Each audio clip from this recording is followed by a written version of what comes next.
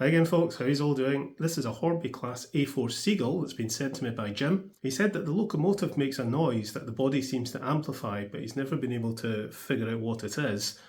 This is a tender drive model, so any noise from the locomotive has got nothing to do with the motor or the gears, so it'll be interesting to look into that. Jim also said that he tried to adjust the back-to-back on the main drive wheels and that they're now a bit loose. So he's sent this on to me to see if I can solve the noise issue and the wheels. Let's turn on the power.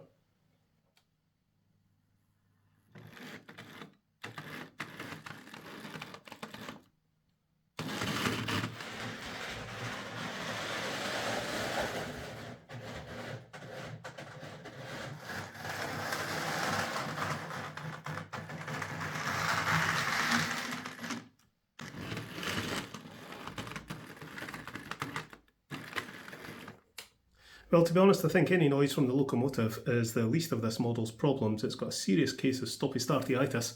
Let's get this into the shed and we'll have a look at it. Oops. Alright, okay, another Hornby A4. I've got Seagull in BR green. I couldn't hear any noise coming from the locomotive, but then the model wasn't really running properly at all. Severe case of stoppy-startyitis, which suggests there's some kind of connection issue. Probably, I mean, that looks okay, and the model looks pretty clean. So we'll need to get a look into the ring-field motor in there and see what's going on. But let's see if this locomotive makes any noise. I'll just put it on the test track. Jim said it doesn't make the noise when the body is off, so I'm kind of guessing it's the rods hitting the body shell. Yeah, there's a wee bit of a chuffing sound. Yeah, that sounds like the rods hitting the body. Don't see anything obvious though, but looks okay there, looks okay there. I don't see the rods hitting the body anywhere.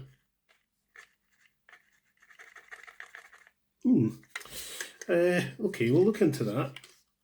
I don't really consider that too serious a problem, to be honest. Let's get a look into this. Right, okay. If that pops, all looks very clean and dry. Very interesting why there was such a severe case of stoppy-startyitis. Now, Jim said the drive wheels were loose, but I'm not sure if he meant the actual drive wheels on there or the drive wheels on here.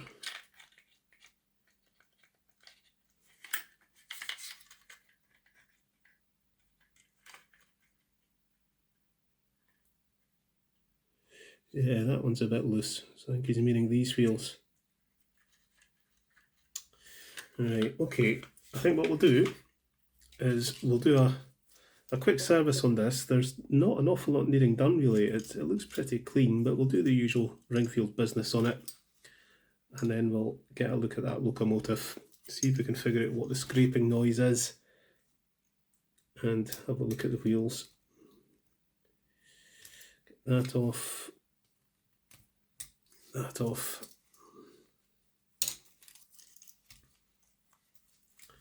And it's one of these ones that's a joy to get off. Shove the screwdriver down in there and it should pop out. You think you're going to break it, but out it comes.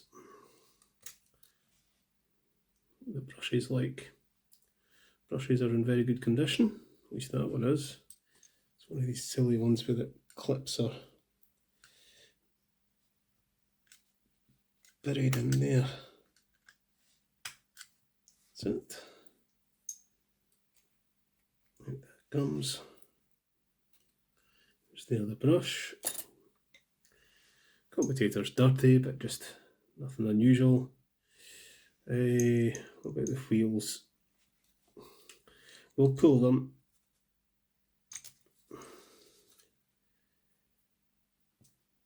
Because that's a possible cause of poor connection if there's oil in the axles. Well, too much oil in the axles, but Again, they look pretty clean. So we'll clean that up, and clean the wheels up, clean the gears.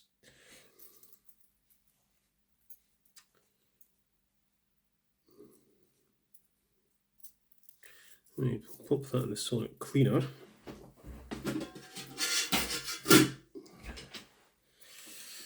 We'll clean that up in a minute. Let's get a look at the locomotive because I'm curious about it. Let's get the front bogie off and that pony truck off.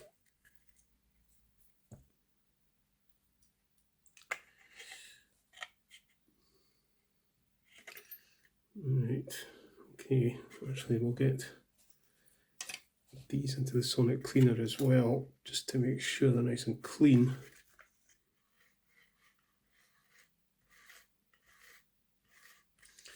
Right, we'll pop the body off.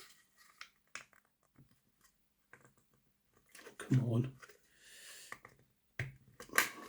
Go.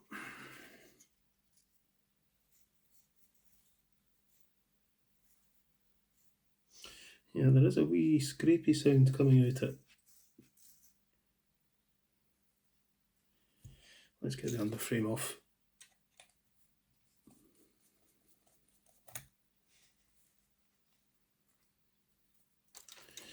Ooh, lots of oil. Far too much oil in those axles. That'll be the cause of the stoppy-starty-itis. These axles have to pick up current, so I need to clean all that out. There we go.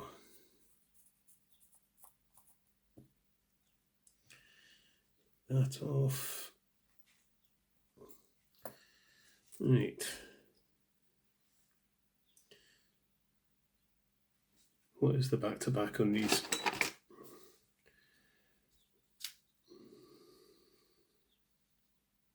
$14.5. Too far. 14.1. That's fine.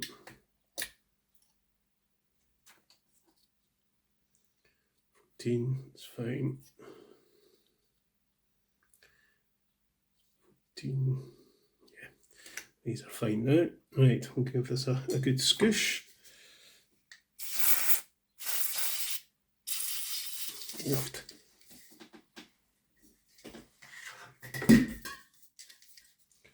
There's always a spare.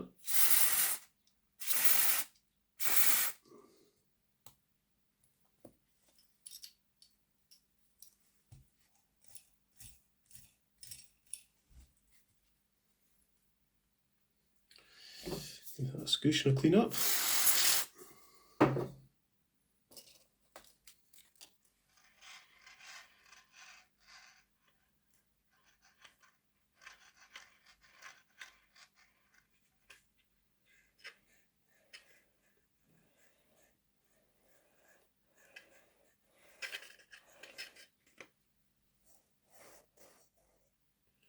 I wonder if the scraping's coming from these. Right, I tell you what I'm going to try, if I can, is remove the cylinders, because I've got a funny feeling that's where the noise is coming from. Remove the valve gears. Like any other problem, apply a process of elimination. Right.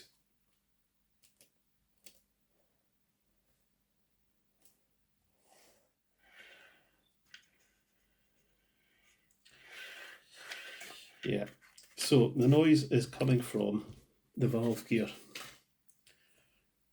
and I think it's possibly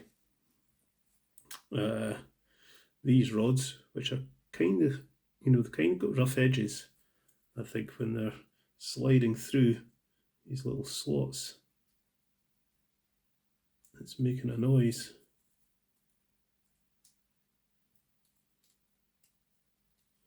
So So I think what we'll do is we'll file these down, get all the rough edges off them. Yeah, that slider's a bit rough feeling as well. So just going to file all the edges of the sliding parts of the valve gear.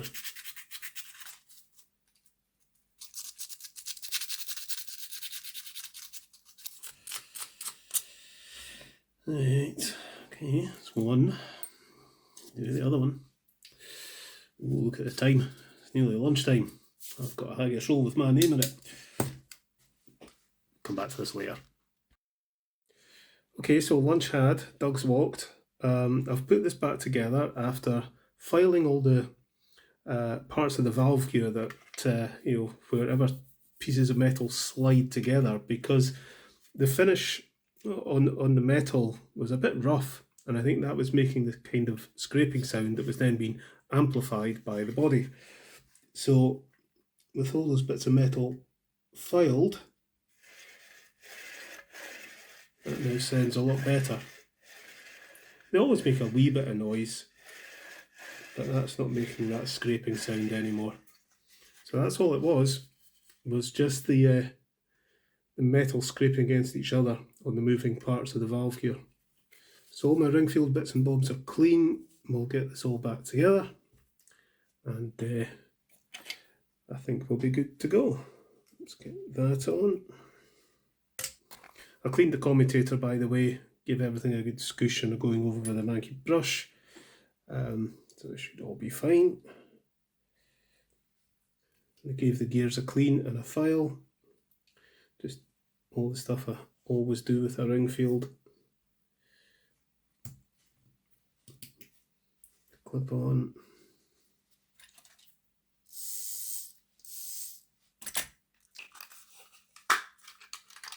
That's fine. It's a nice clean model actually. Right. One thing I've still to do is clean down in here, just to make sure we've got a good contact.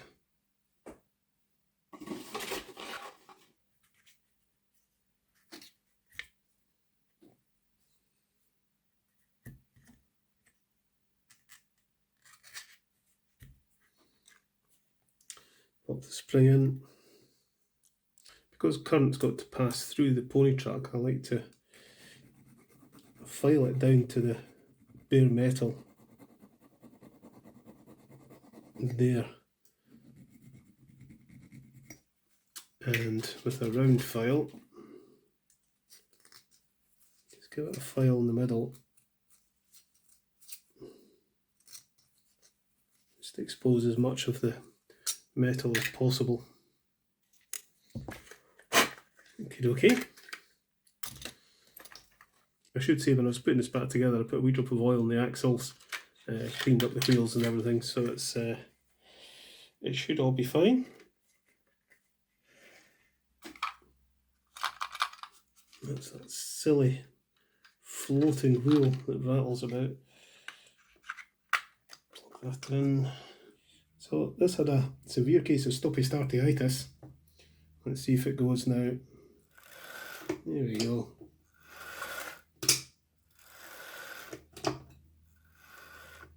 Alright, okay, job done. Let's go and pull out the shed. Okay then, let's bring out Seagull.